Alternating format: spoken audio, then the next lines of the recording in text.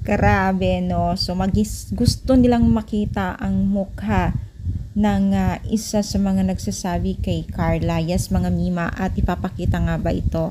So, bago natin pagpatuloy ang ating pag-support today's video, kung bago ka pa lang sa aking channel, please subscribe po, like, and pakit na rin po natin guys ang notification bell upang ma-update po tayo tuwing ako pinag-upload patungkol sa Team Kalingap.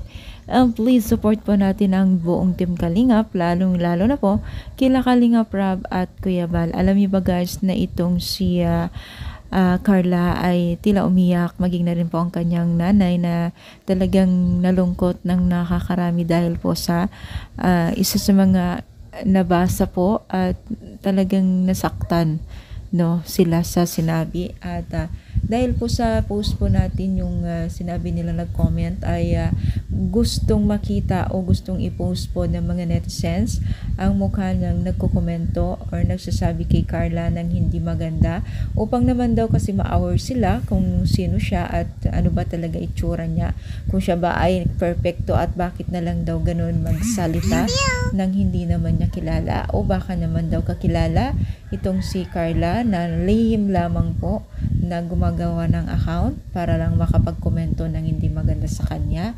So marami ngayon haka-haka ng mga netizens kung bakit na lang ganun daw sila o siya magkomento kay Carla ng under the belt na po, no?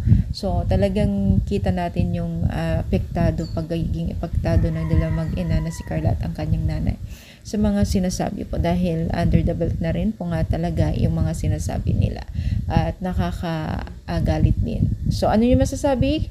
Comment down, palike po ang ating video. Thank you so much, more power, and God bless po guys.